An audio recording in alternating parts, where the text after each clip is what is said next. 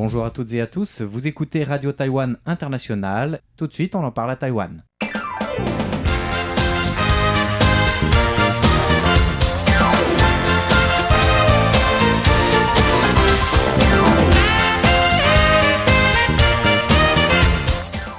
Bonjour à toutes et à tous, c'est l'émission On en parle à Taïwan, animée cette semaine par Sasa, Meg et Fix, avec donc des sujets qui intéressent les internautes taïwanais ou en tout cas la presse dont on n'a pas parlé dans les news.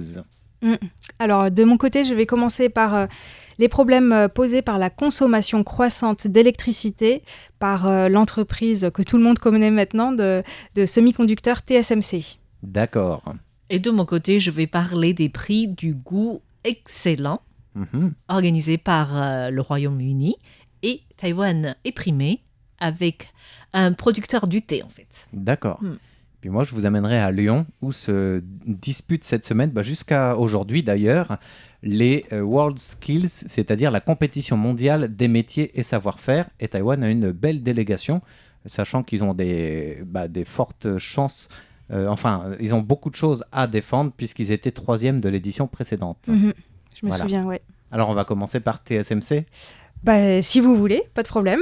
Donc, en fait, je me suis basée surtout sur un article du magazine Commonwealth, Tianxia, mais pas uniquement. Mais en tout cas, cet article dit que les industriels essayent bien sûr de produire des puces électroniques avec des tailles de plus en plus petites parce que c'est les processeurs qui sont les plus petits qui ont la meilleure performance.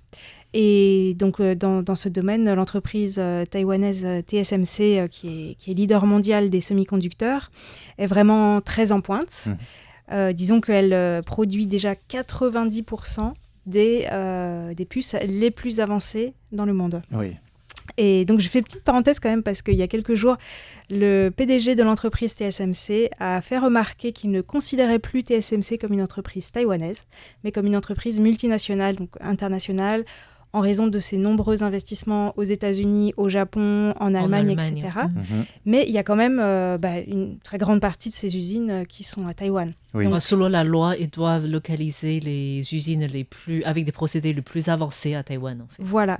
Mais alors, le souci, c'est que ce sont les procédés les plus avancés, donc les puces les plus petites qui consomment le plus d'énergie pour leur production. Oui. Donc ça crée vraiment un sacré problème. Et notamment, la technologie de lithographie EUV, ou lithographie extrême ultraviolet. Je vous dis, je ne vais pas rentrer dans les détails, je vous dis brièvement que c'est simplement un procédé de photolithographie qui utilise un rayonnement ultraviolet d'une longueur d'onde de 10 à 15 nanomètres avec l'utilisation de miroirs de précision. D'accord. Je ne sais pas si ça vous a beaucoup illuminé, mais... Pas du tout, moi. On est toujours en ligne. Je suis perdue, mais bon, c'est pas grave. C'est pas l'essentiel du sujet. Mais en tout cas, c'est une technologie très prometteuse et que TSMC a mis en place déjà il y a pas mal de temps. En fait, ils ont été les premiers et c'est comme ça qu'ils ont détrôné Intel et Samsung pour faire les microprocesseurs les plus avancés.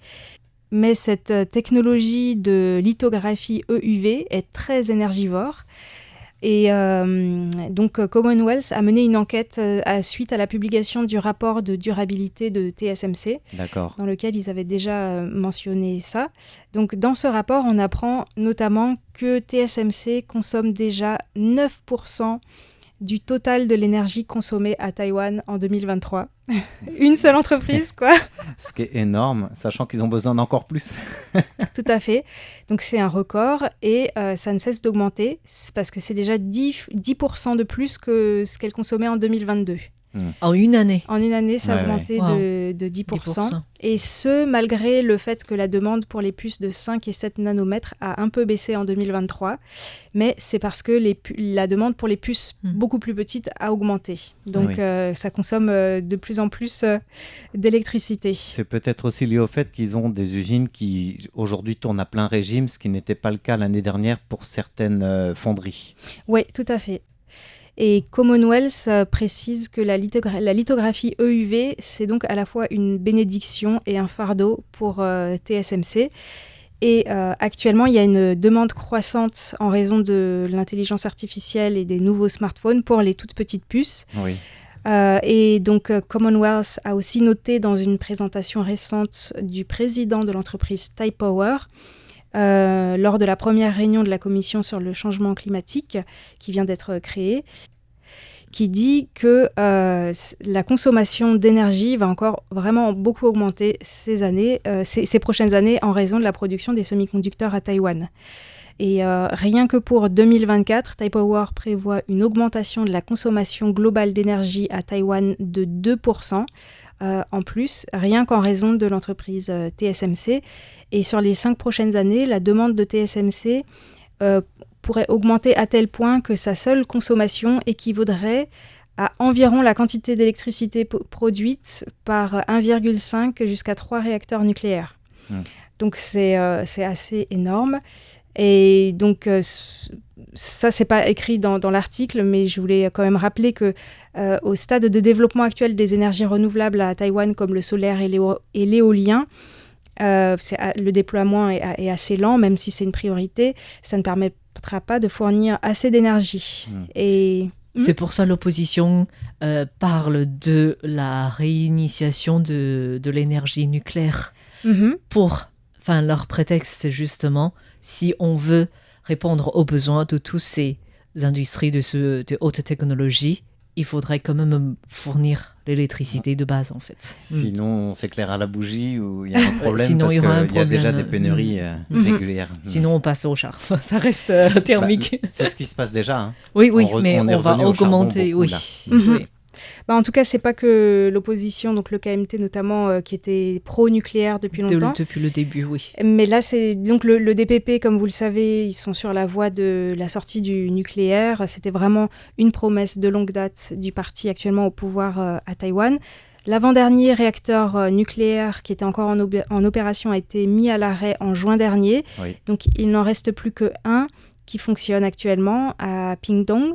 Et il produit environ 3% de l'électricité actuellement à Taïwan, mais sa licence ne dure que jusqu'à mai prochain, donc après il pourrait être fermé. C'est pour ça que le DPP avait fixé dès le départ 2025 comme la fin de l'énergie nucléaire, parce que toutes les centrales doivent s'arrêter de façon selon leur ancienneté en fait. Mais on notera quand même plusieurs déclarations du vice-président de la Commission pour le changement climatique, Tong Zixian, qui lui-même est issu de l'industrie, puisque c'est le PDG de l'entreprise Pegatron. Et en fait, il est vice-président donc, de la Commission pour le changement climatique, qui est présidée par le président Lai Ching-te, qui vient d'être créée le mois dernier, cette commission. Et donc, il a été nommé par Lai Ching-te et il a fait plusieurs déclarations favorables au nucléaire. Il a notamment déclaré que la politique de sortie du nucléaire n'est pas cohérente avec le développement économique de Taïwan, c'est ce que tu disais un petit peu. Sa volonté, et c'est pas cohérent avec la volonté de Taïwan d'atteindre la neutralité carbone en 2050, ni avec la résilience en matière de sécurité et d'énergie. Donc le vice-président de la Commission sur le changement climatique, il préconise de relancer le nucléaire. Et en ce qui concerne le problème des déchets radioactifs, il préconise de les stocker dans les piscines des centrales, comme c'est déjà le cas en partie actuellement. Et il pense que ce serait irresponsable de freiner le développement des industries liées à l'intelligence artificielle en raison d'un manque d'énergie. Il pense que les risques nucléaires sont surestimés, comme on a tendance à être plus frappé par les crashs d'avions, alors qu'en fait, le plus de décès sont les accidents de la route, par exemple.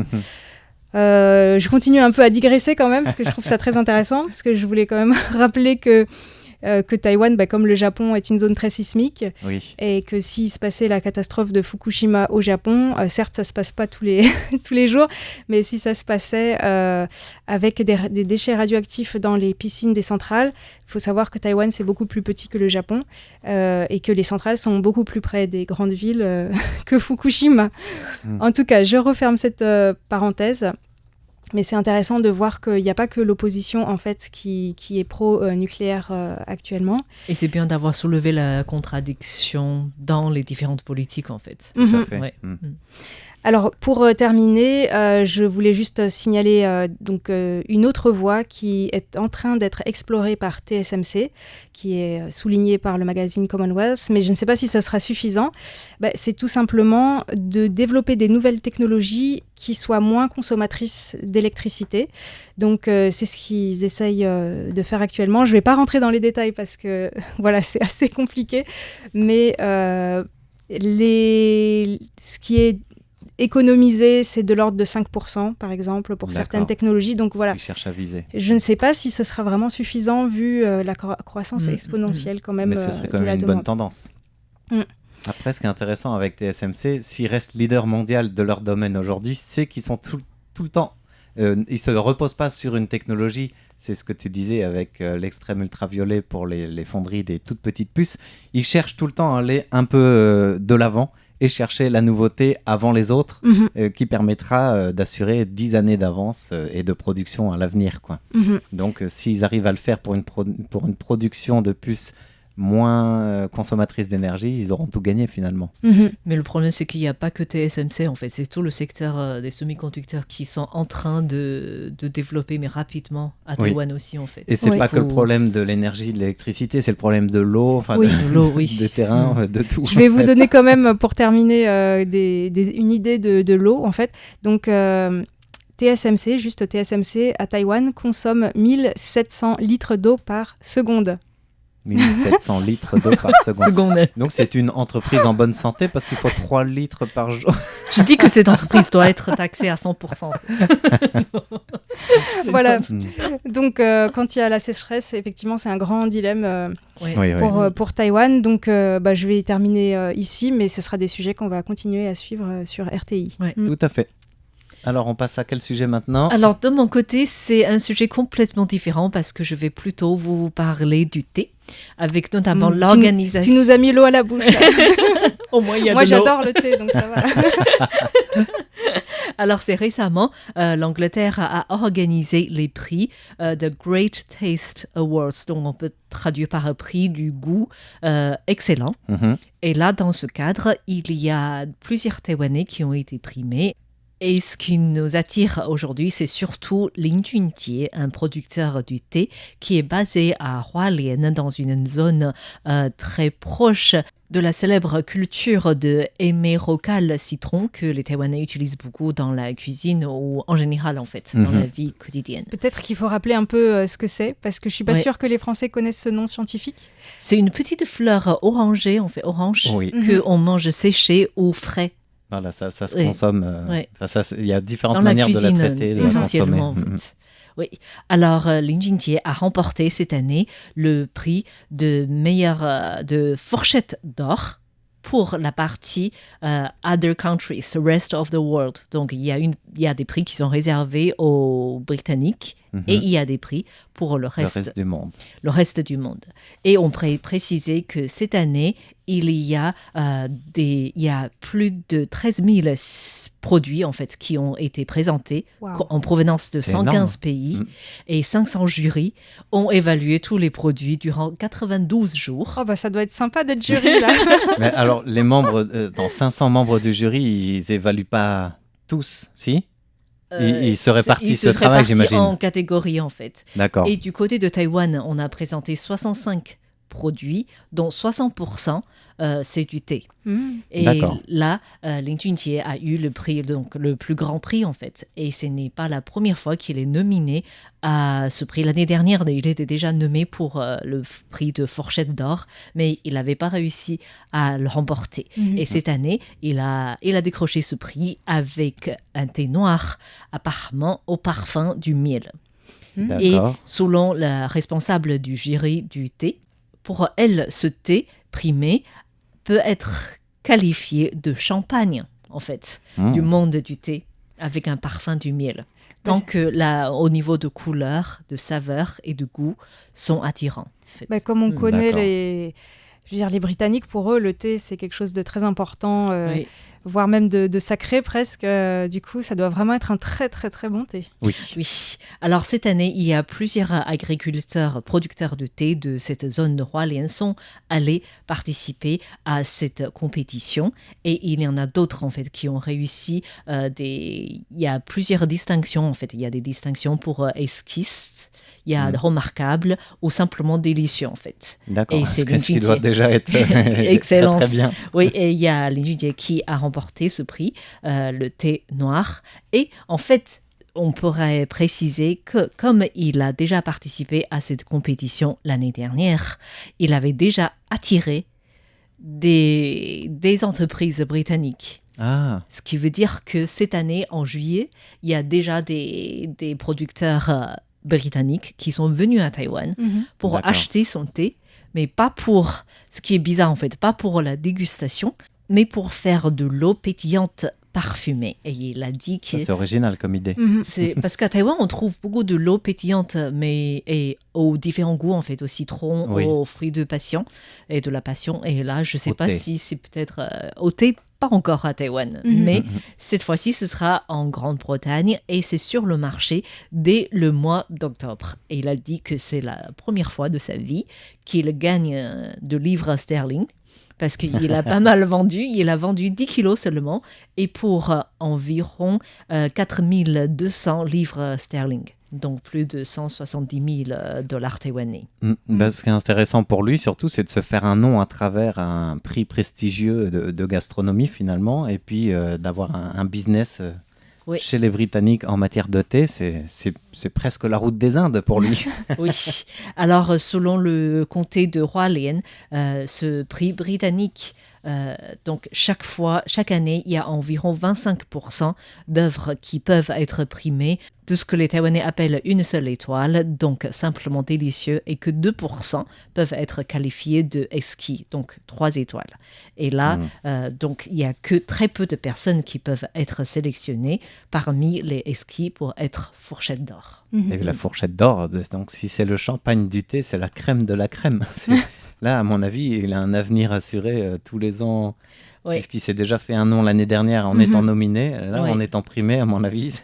Et d'ailleurs, il a vendu ses 10 kilos de thé avec un nouvel emballage, avec donc des motifs de cette fleur émérocale citron, et aussi le faisan Mikado, pour marquer que ça vient de Taïwan. D'accord. Et est-ce que c'est assez nouveau qu'il y a de plus en plus de producteurs de thé à Hualien, parce qu'on entend souvent parler soit de Alishan, soit de Nantou, autour du lac du Soleil et de la Lune, ou à Taitung, ou autour de Taipei. Mais Hualien, j'en avais pas souvent entendu parler pour le thé. Du côté Jueping, il y a quand même un producteur assez connu. Donc je pense qu'il y a quand même des champs de thé assez connus. Surtout les producteurs qui participent cette fois viennent tous de la chaîne de montagnes côtières. À Ansamai. Donc c'est peut-être un climat qui favorise la production du thé aussi. En tout cas, c'est bien pour l'économie locale aussi, parce que avec ce qui s'est passé en avril, le séisme, le tourisme ne s'est toujours pas bien remis. Donc, et si Hualien est connu pour autre chose que les catastrophes naturelles, ça peut être très bien pour le comté, c'est sûr. Tout à fait, parce que du coup, les produits peuvent s'acheter en ligne et ils peuvent continuer à commercialiser sans que les touristes arrivent en fait. Voilà, ça m'a vraiment donné envie de déguster son thé. Moi aussi, mais je suis pas sûre que j'ai assez d'argent. C'est vrai, c'est toujours ça en fait. À chaque fois, les Taïwanais gagnent un prix, ça devient inaccessible au niveau du prix en fait. C'est vrai. Mais pas qu'au niveau du prix. Déjà, faut réserver, je sais pas combien de temps à l'avance pour être sûr d'en avoir un petit peu. C'est ce qui se passait pour les Vinali avec le vin primé de Taïwan. Que j'ai jamais goûté en fait, parce qu'il faut réserver pour l'année prochaine, l'année suivante. Maintenant, c'est plus l'année.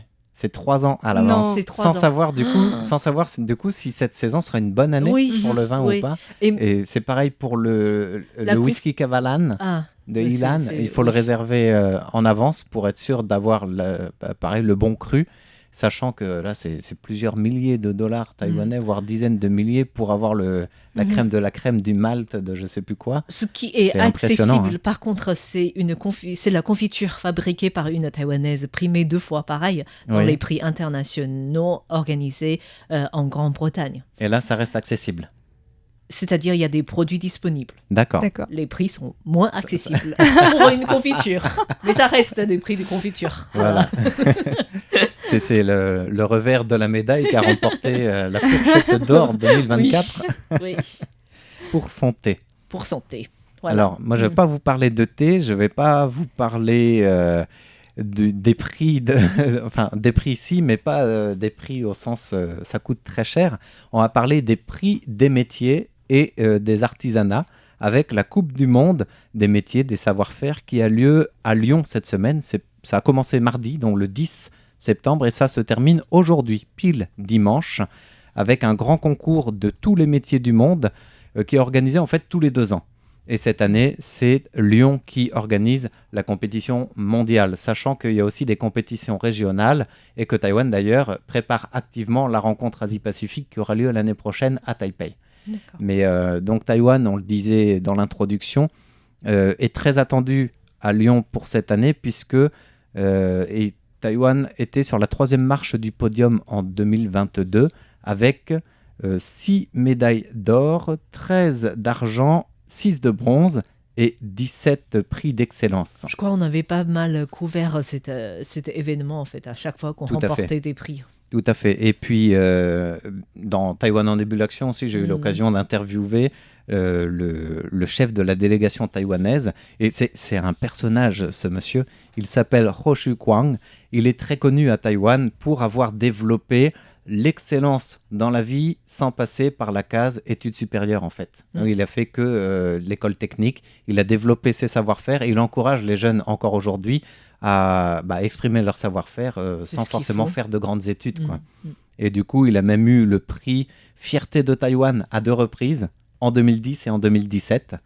Donc c'est un prix qui est décerné par le gouvernement tous les ans.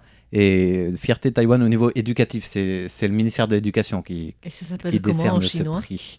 Il faut Taïwan Zhuguang de je sais pas quoi, dans le domaine de l'éducation. Je connaissais pas le nom en chinois, Fierté et il est primé pour toute son approche éducative en matière de technologie, justement, parce qu'il encourage les jeunes à découvrir d'abord leur centre d'intérêt, en disant faire des études pour faire des études. Si vous êtes doué, si vous avez une bonne mémoire, ça marchera. Mais si vous n'êtes pas doué pour les études, vous n'aimez pas les examens, c'est pas la peine de s'entêter dedans, quoi. Cherchez d'abord votre centre d'intérêt, votre potentiel, et après tout le reste ira. Une fois que vous aurez trouvé ce qui vous plaît, de toute façon, vous fournirez des efforts par vous-même, vous y trouverez du plaisir, et c'est le succès pour les grandes réalisations à l'avenir, quoi.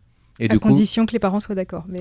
ouais, et ça, c'est une autre paire de manches. Et il a d'ailleurs fait des formations auprès des parents pour laisser les enfants s'exprimer dans leur domaine en disant si vous souhaitez le meilleur pour vos enfants, écoutez-les aussi s'exprimer dans leur artisanat, leur art, dans leur passion tout simplement, quoi. Voilà. Et c'est vrai qu'à Taïwan, c'est souvent un problème où on veut d'abord faire les études, d'avoir le diplôme, la meilleure école pour s'assurer son avenir, quoi.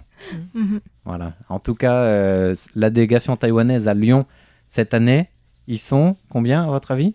50 ? Je sais pas. Une centaine ? Pas loin. Non, on est 59. Donc, t'étais vraiment pas loin. 59 Taïwanais en lice dans cette grande compétition. Il faut savoir, il y a 1400 jeunes du monde entier qui participent cette année. Il y a 2 ans, ils étaient 1300. Il y a 2 ans, c'était presque 80 pays. Cette année, c'est que 69. Enfin, que 69, c'est déjà pas mal.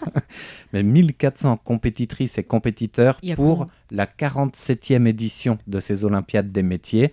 Il y a 6 catégories en lice avec combien de métiers ? Il y a plusieurs métiers par catégorie.